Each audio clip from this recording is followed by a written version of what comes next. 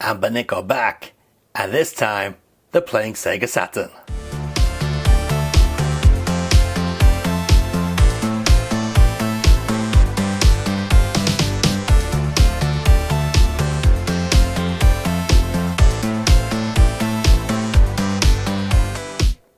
Yes, this is the RG351M from Ambenic, and yes, it does play Sega Saturn games. Oh yes, Sega Saturn on the move.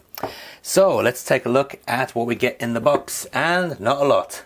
We get our USB A to C cable and an English instruction manual, all in English. And you'll be happy to know that it's much easier getting the games onto this system now than the previous system, because previously you had to connect it up to a FTP or do it wirelessly. Now you can just transfer the game straight to the SD card, or do it the other ways as well. Either way is fine. But let's take a look at the machine, and here it is. Look at that. Isn't that a beauty? Oh, it's a bit dusty on the screen there, a bit of fingerprint mark, but don't you worry, that just shows that I've been using this. Yes, like all the M series from Ambenic, this is rock solid, feels cool to the touch, got a lovely weight to it, pristine quality. Buttons are good, D-pad's good, the analog sticks are good, shoulder buttons are clicky, everything feels premium. On the top of the device, we've got a headphone out, the joystick input ports. This one is also used for charging the device as well, so that USB-C joysticks are accepted. We've got the little rubber grips on the back as always, and on the bottom we have a reset switch and the micro SD card slot, stereo speakers which give amazingly good stereo separation and sound pretty good as well. This side we've got a volume controller and the power switch here. So let's switch it on. Now unusually I've gone and actually put a custom firmware on this, as you can see, Arc OS, which means it is now even better than what it was out of the factory. So let's get a bit closer up to the screen and check it out. Now one thing I really do like about this machine is that the Wi-Fi antenna built into it is really strong. It picks up a really good signal, so you have no problems at all getting this thing online. Okay, so let's see what emulators we got. We've got Capcom CPS systems, we've got main, One-to-One Color, PC Engine, old Nintendo, Super Nintendo, Nintendo 64, Game Boy, Game Boy Color, Game Boy Advance, Nintendo DS, Mega Drive, Genesis, same thing. Sega Saturn, that's the one. Dreamcast, Game Gear, which also got Master System in there. Neo Geo, Neo Geo Pocket, and Neo Geo Pocket Color as well. PlayStation, PSP, MSX, Easy RPG, no idea. Ports, we've got our SCUM VM and options of course, and we can also go direct into RetroArch. So I know what you all want to see. You want to see Sega Saturn running on this thing, don't you? Well, I'm going to run it through RetroArch. Okay, so for Sega Saturn we got a choice of different emulators. We got Beetle Saturn, Yab Sanshiro, and Yabus. 3 different options. Let's go with let's go with Beetle Saturn, see what that one's like. I've not tried that one. Let's load up some content on here. Let's go into the games. Sega Saturn, where are you? Here we go. Alright, and what we're going to do is we'll play Dungeons and Dragons beta version. Alright, let's load it up and see how this emulator works. Failed to load. Alright, well that's a crappy emulator. We're not off to a good start. Let's try the tried and tested and probably best Sega Saturn emulator, Yaba Sanshiro, or whatever it's called.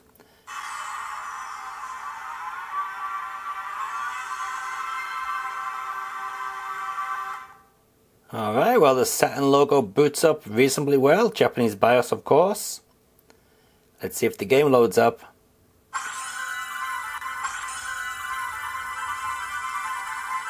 Okay, a little bit glitchy there on the video.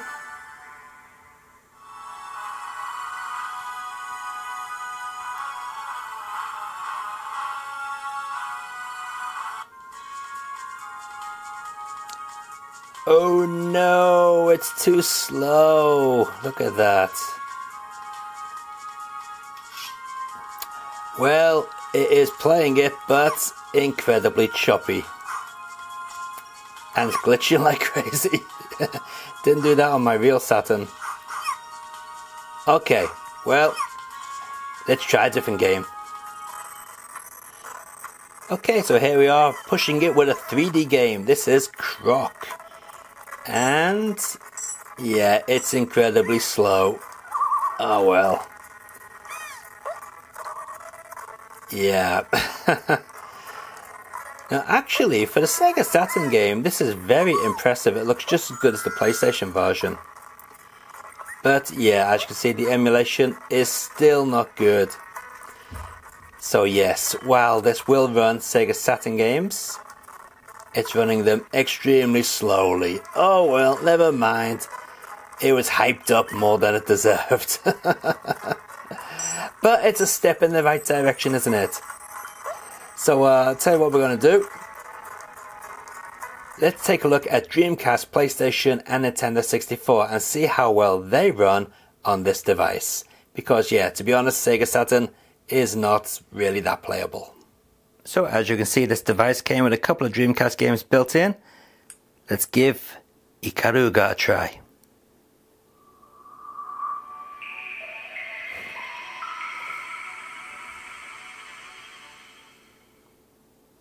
Now I'm going to make my excuses right now. I am playing this on a very awkward angle, just so it's actually pointing at the camera straight.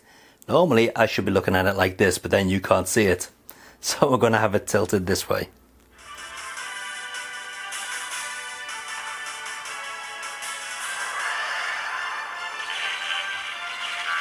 Now I'm not going to bother playing this properly, switching from black to white and so on.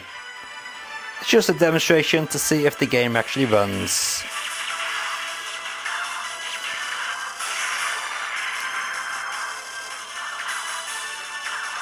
And yeah, it seems to be running fairly well. Well, besides me dying all the time.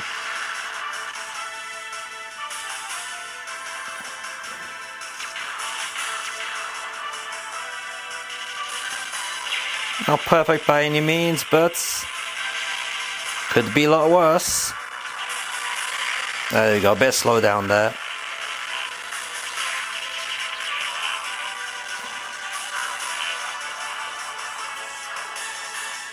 We're back. It's Crazy Taxi 2. Alright, so we'll just let the introduction run. And let's see how smooth that is. I'm going to turn down the sound because we don't want to get done for copyright. Yeah, all copyrighted music in this game, as you know. Alright, well that's not too bad, is it? I mean, it's a little bit jittery, but better than these devices normally do. Yeah, it's going okay there. Okay, let's get into the actual game and see how it plays. Let's have some fun. Crazy Taxi 2 is party time. Let's have some fun. All right, let's go make some crazy money. Go ahead and pick a car and driver. Well, we'll go classic slash. All right, get down the gas. Done so. Hey, it's time to make some crazy money. Are you ready? Here we go. Oops, turn down that music again. Don't want to get done for copyright. Where's accelerate? Oh, where's accelerate gone? Oh, it's over here. Alright.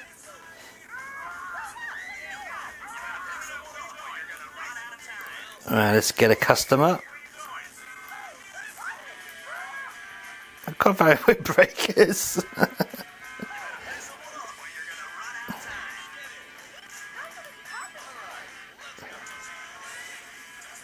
Alright, here we go. Where's accelerate gone? There it is. Oh man, playing this from this weird angle is not easy. But as you can see, it's moving fairly well, isn't it? I mean, I haven't got a clue where the hell I'm going, but you see the game's moving reasonably smooth there. Oh, there we go. Okay, let's check out one more Sega Dreamcast game.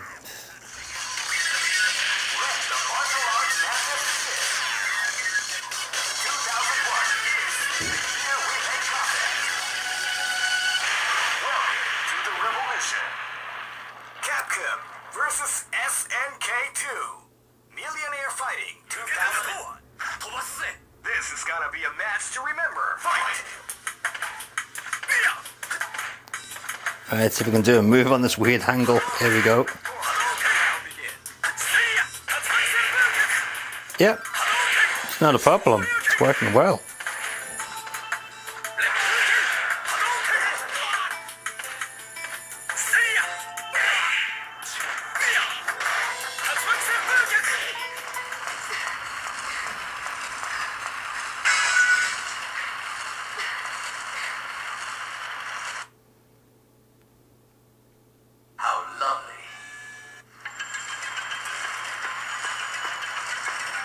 Alright, it's going to be a bit awkward playing here. Here we go. Up the stairs we go.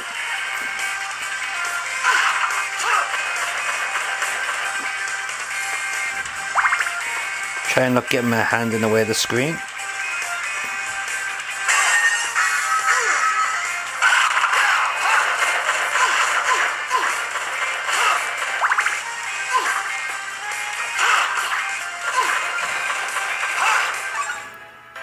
Okay, Hot Shots Golf here.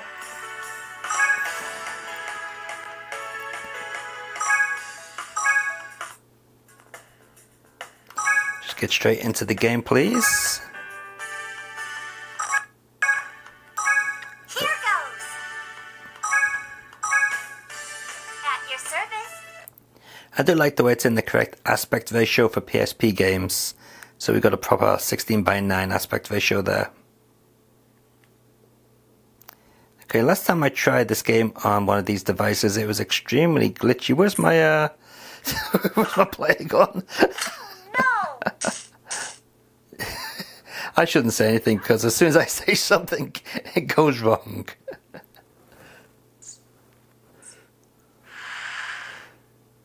Alright, let's try that again. Is it going to make my player disappear again? Yes, it does.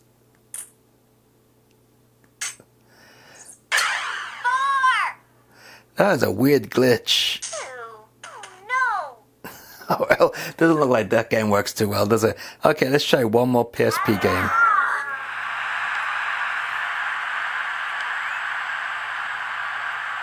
it's hit forward. There's a chance to get across it. Oh, sturdy defence.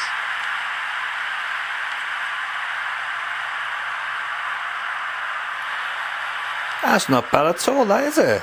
It's fairly nice. Well, he's hit better shots than that this time, I'm sure. Alright, so that was PSP. So we've taken a look at Saturn, Dreamcast and PSP, all heavy hitters. Let's take a look at one more heavy hitter, Nintendo 64. On with the keeper.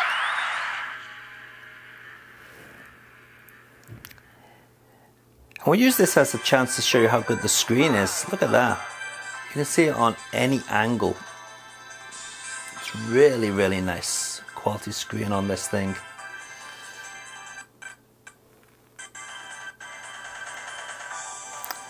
Okay, and there we got Mario Kart 64 running.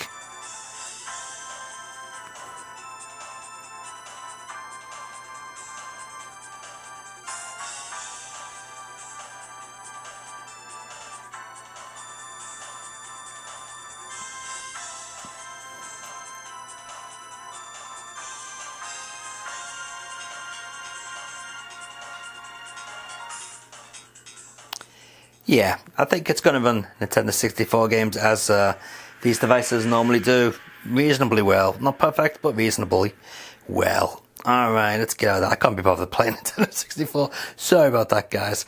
But what I would like to see is the MSX emulation on here. So let's boot up some MSX games, and it's got a few built in. So yeah, let's start some of these up. Coaster Race, that looks pretty interesting. Let's give that a try. Hey, classic 8-bit gaming. Never played this before. Ooh, what's that? You know what it reminds me of? It reminds me of one of those Tomy 3D Viewmaster games. You know, where you used to look through them and it was in 3D. Oops! Classic.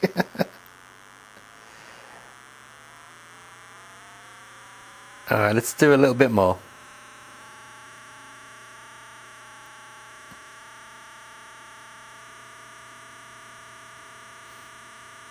I mean, for an old MSX game, this isn't too bad.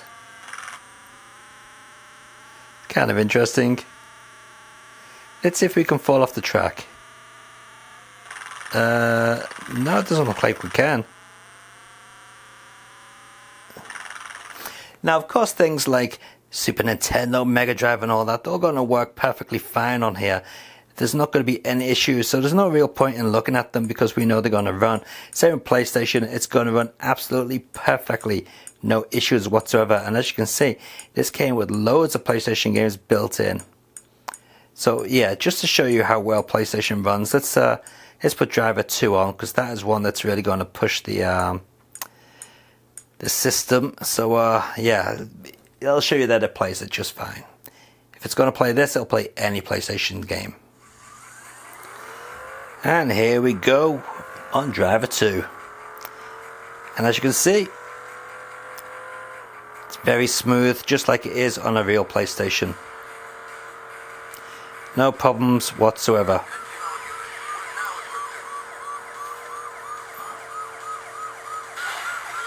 Oops. It's caused a bit of havoc. Let's go down the side streets. I just missed one.